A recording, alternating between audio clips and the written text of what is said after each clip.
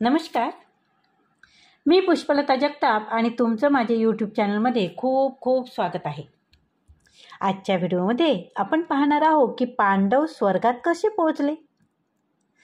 आजच्या व्हिडिओमध्ये आपण तेच जाणून घेणार आहोत की पांडवांची स्वर्ग यात्रा. चला तर मग. महाभारताचे युद्ध संपल्यानंतर पांडवाने 36 वर्ष हस्तिनापूरवर राज्य केले. पांडवांचे राज्य चालू असतानाच भगवान श्रीकृष्ण आणि बलरामाने त्यांच्या शरीराचा त्याग केला होता. हे सगळं पाहून पांडव आणि द्रौपदीने शरीरासहित स्वर्गात जाण्याचा निर्णय घेतला. 5 पांडव आणि द्रौपदी स्वर्गात जाण्यासाठी निघाले, पण ते कधीही स्वर्गात पोहोचू शकले. 5 पांडवांमध्ये फक्त युधिष्ठिरच स्वर्गाच्या रस्त्यावर चालले आणि तिथे जाऊन त्यांनी पाहिलं की दुर्योधनासारखा महापापी तिथे आधीच आहे.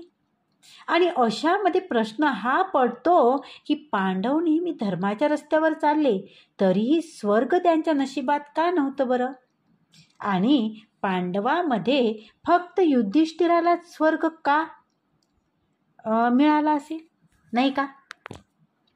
18 दिवस चाललेले महाभारताचे युद्ध दुर्योधनाच्या मृत्यूनंतर संपले. हे युद्ध इतिहासातील सगळ्यात मोठ्या युद्धाच्या रूपामध्ये ओळखले जाते. आणि या युद्धानंतर आपल्या मुलांना गमावणारे धृतराष्ट्र आणि गांधारीला राजमहालातील ऐशो आराम आवडेनासे झाले आणि त्यांनी महालामध्ये एकटेपणा आता वाटू लागला. आणि हा एकटेपणा दूर करण्यासाठी दोघांनीही राजमहाल सोडून दिला आणि आयुष्याच्या शेवटपर्यंत ते जंगलामध्ये राहिले. आणि दुसरीकडे भगवान श्रीकृष्णाचा यदुवंश हळूहळू संपला आणि त्यामुळे श्रीकृष्णाच्या पायामध्ये एक बाण लागल्याचे कारण करून श्रीकृष्णाने सुद्धा त्याची लीला संपवली आणि ते निघून गेले. पांडव त्यावेळी शानमध्ये हस्तिनापूरवर राज्य करत होते. 36 वर्ष राज्य चालवल्यानंतर पांडवांनी या गोष्टीचा जाणीव होऊ लागली होते की पृथ्वीवर त्याचे काम संपलं आहे. आता पृथ्वी लोक सोडण्याची वेळ त्यांची आली आहे. आणि त्यानंतर पांडवांनी अभिमन्यूचा मुलगा परीक्षितला हस्तिनापूरचा नवा राजा घोषित केले आणि महर्षी वेदव्यासांची आज्ञा घेऊन 5ही पांडव द्रौपदीला बरोबर घेऊन स्वर्गाच्या यात्रेला निघाले. स्वर्गाच्या यात्रेदरम्यान अर्जुनाने लालचमध्ये येऊन धनुष्य आणि बाणांना सोडलं नव्हतं. यात्रेदरम्यानच्या 5ही पांडव कितीतरी नद्या, डोंगर आणि समुद्राची यात्रा करत करत लाल सागराजवळ पोहोचले. आणि तेव्हा तिथे अग्निदेव प्रकट झाले आणि त्यांनी अर्जुनाला धनुष्य आणि बाण सोडून द्यायचा सांगितले, कारण त्याचं काम सुद्धा तोपर्यंत पूर्ण झालं होतं. अग्निदेवांना धनुष्य आणि तर्कश बाण दिल्यानंतर पांडव त्यांच्या मार्गावर पुढे निघाले. कुत्रा सुद्धा त्यांच्याबरोबर होता आणि ते निघाले तेव्हा पांडवांनी कुत्र्याविषयी विचारले तेव्हा युधिष्ठिर म्हणाला, कुत्रा त्याचा प्रामाणिक आहे आणि म्हणूनच तो त्यांच्याबरोबर जात आहे. युधिष्ठिरासोबत तो कुत्रा सुद्धा चालत होता. आणि त्यानंतर पांडवांनी पृथ्वीची परिक्रमा पूर्ण करण्याच्या इच्छेने उत्तर दिशेकडून सुरुवात केली. उत्तर दिशेपासून पृथ्वीची परिक्रमा केल्यानंतर केदारनाथमध्ये पांडवांना भगवान शिवानी दर्शन दिले आणि स्वर्गाचा रस्ता सांगितला. रस्त्यामध्ये पुढे चालताना पांडवांनी वाळूच्या समुद्राला पार केल्यानंतर सुमेरू पर्वताचे दर्शन घेतले आणि ते पुढे गेल्यानंतर बद्रीनाथ जवळ सरस्वती नदी पार करणे द्रौपदीला अवघड होते आणि त्यामुळे भीमाने एक मोठा दगड नदीच्या मधोमध टाकला. त्याच्यावर द्रौपदीने सरस्वती नदी पार केली. असं म्हटलं जातं की माना गावामध्ये सरस्वती नदीच्या सुरुवातीला आजही तो दगड अस्तित्वात आहे, ज्याला वर्तमानात भीम पुलाच्या नावाने ओळखले जाते. आता थोडे दूरपर्यंत चालल्यानंतर द्रौपदी एका जागी ठेच लागून पडली. ते पाहून भीमाने युधिष्ठिराला विचारले की द्रौपदीने आजपर्यंत कोणतेही पाप केले नाही, तरीही तिच्याबरोबर असं का झालं आहे? तर त्या प्रश्नाच्या उत्तरादाखल युधिष्ठिर भीमाला म्हणाला, द्रौपदी 5 भावंडांपैकी अर्जुनावर जास्त प्रेम करत होती आणि त्यामुळे ती स्वर्गात पोचण्याआधीच खाली पडली. एवढे बोलून युधिष्ठिराने द्रौपदीकडे न पाहता त्याची यात्रा चालू केली. जनश्रुतीनुसार स्वर्गाच्या यात्रेदरम्यान द्रौपदी भीमाचा आधार घेऊन चालू लागली, पण द्रौपदी जास्त दूरपर्यंत जाऊ शकली नाही. ती खाली पडू लागली. तेव्हा भीमाने तिला आधार दिला. त्यावेळी द्रौपदी भीमाला म्हणाली, सगळ्या भावामध्ये भीमाने माझ्यावर सगळ्यात जास्त प्रेम केलं आहे आणि मला पुढच्या जन्मामध्ये परत भीमाची पत्नी होण्याची इच्छा सुद्धा आहे. थोडं चालल्यानंतर सहदेव सुद्धा खाली पडला. तेव्हा भीमाने युधिष्ठिराला सहदेवाच्या पापाविषयी विचारले. तेव्हा युधिष्ठिर म्हणाला, सहदेवाला आपल्या विद्वत्तेवर खूप घमेंड होती आणि त्यामुळे तो कोणालाही त्याच्या बरोबरीचा समजत नव्हता आणि त्यामुळेच सहदेवाची ही दशा झाली आहे. त्यानंतर थोडे पुढे गेल्यानंतर नकुल खाली पडला. तो सुद्धा त्याची यात्रा पूर्ण करू शकला नाही. तेव्हा भीमाने युधिष्ठिराला त्याचं कारण विचारलं. तेव्हा युधिष्ठिर म्हणाला, नकुलाला त्याच्या सुंदर असण्यावर खूप गर्व होता आणि या कारणामुळे तो सुद्धा स्वर्गात पोहोचू शकला नाही. थोडं पुढं गेल्यानंतर नकुलाच्या नंतर अर्जुन सुद्धा खाली पडला. ज्याचं कारण सांगताना युधिष्ठिर म्हणाला की अर्जुनाला त्याच्या पराक्रमाचा आणि युद्ध कौशल्यावर खूप घमेंड होती आणि तो म्हटला होता की तो एका दिवसातच त्याच्या सगळ्या शत्रूंना संपवून टाकेल. पण असं झालं नाही आणि हेच कारण आहे की त्यामुळे आज अर्जुनाची अशी हालत झाली आहे.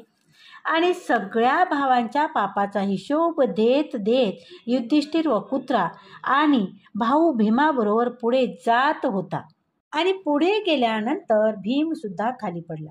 तेव्हा भीमाने विचारल्यानंतर युधिष्ठिर भीमाला म्हणाला, तू खात खूप होता आणि तुला तुझ्या शक्तीचा खोटा दिखावा करत तू होता. हेच कारण आहे की तुझी अशी हालत होण्याची. त्यानंतर फक्त युधिष्ठिर आणि तो कुत्राच शिल्लक राहिला. त्यांची यात्रा पूर्ण केल्यानंतरही दोघेही स्वर्गाच्या दाराजवळ पोहोचले. तेव्हा त्यांना दरवाजावर देवराज इंद्र भेटले.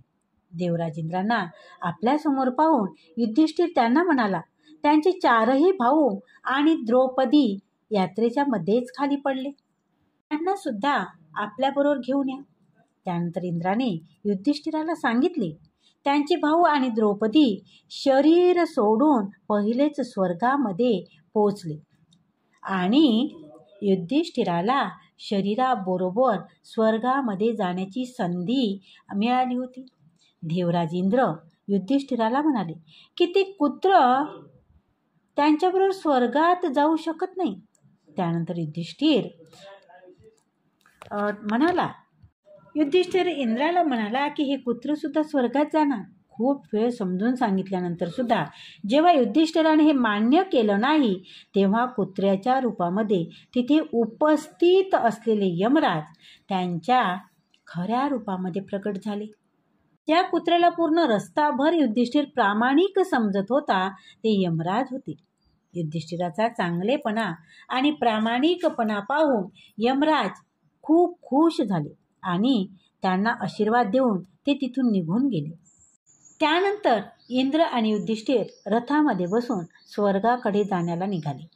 जेव्हा युधिष्ठिर स्वर्गात पोचले तेव्हा त्यांना खूप आश्चर्य वाटलं की दुर्योधन सुद्धा अन्य देवताबरोबर स्वर्गामध्ये दिव्य सिंहासनावर बसले आहे. युधिष्ठिराने जेव्हा इंद्राला त्याचं कारण विचारलं तेव्हा त्यांनी सांगितले की दुर्योधनाने भलेही आयुष्यभर खोटं आणि अधर्माची साथ दिली होती, पण अर्जुन आणि भीम यासारख्या योद्ध्यांना न घाबरता, आपली हार समोर दिसत असून सुद्धा ज्या बहादुरीने युद्ध केलं होतं त्या पराक्रमामुळेच त्याला आज हे स्थान मिळाले आहे. युधिष्ठिराने पाहिले की त्याचे भाऊ आणि द्रौपदी तेथे नाही आहे. तेव्हा त्याने देवराज इंद्राला त्याच्या भावाला भेटण्याची इच्छा सांगताना म्हणाले की त्यांचे भाऊ आणि द्रौपदीला ज्या लोकांमध्ये जागा मिळाली आहे त्यांना सुद्धा या लोकांमध्ये स्थान मिळाले पाहिजे. आपल्या भावापेक्षा मोठे माझ्यासाठी काहीही नाही. आणि त्यानंतर देवराज इंद्राने एका देवदूताबरोबर पाठवले आणि देवदूताबरोबर चालता चालता युधिष्ठिर एका अशा रस्त्यावर पोहोचले तिथे खूप अंधार होता. चारी बाजूनी खराब वास येत होता आणि तिथे आसपास शव पडलेले होते. रस्त्याच्या अडचणींना वैतागून युधिष्ठिराने देवदूताला विचारले, या रस्त्यावर पुढे अजून किती दूरपर्यंत चालायचं आहे? त्याच्या उत्तरामध्ये देवदूताने युधिष्ठिराला सांगितले की खरं तर हे लोक नरकाच्या रस्त्यावर आहे. देवदूत म्हणाला की त्याला देवतांनी आदेश दिला आहे की जेव्हा तुम्ही चालताना थकाल तेव्हा मी तुम्हाला परत माघारी घेऊन जाईल. त्यामुळे जर तुम्ही थकले असाल तर परत मागे जायचे का? आणि जसेही युधिष्ठिर मागे जाण्यासाठी वळले तेव्हा त्यांना तिथे दुःखी लोकांचे आवाज ऐकू लागले जे त्यांना तिथेच थांबण्यासाठी सांगत होते.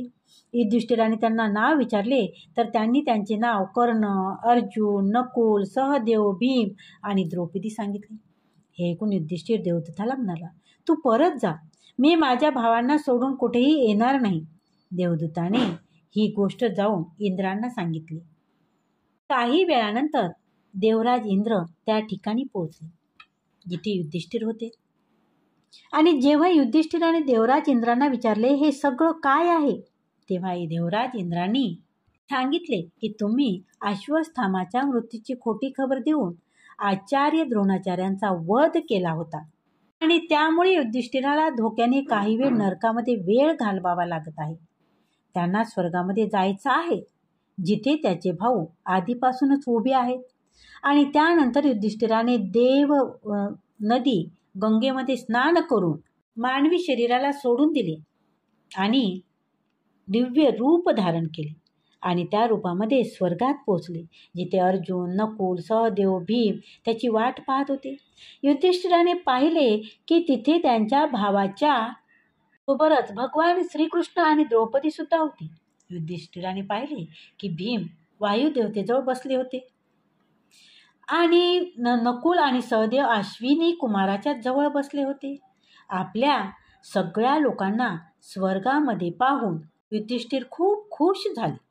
तर अशा प्रकारे युधिष्ठिराला त्यांच्या एका चुकीची किंवा एका पापाची शिक्षा केवळ नरक त्याला भोगावं लागलं. आणि विचार करा, आपण कितीतरी दिवसातून खोटं बोलतो नाही का? मग आपलं काय होईल? आहे ना विचार करायची गोष्ट.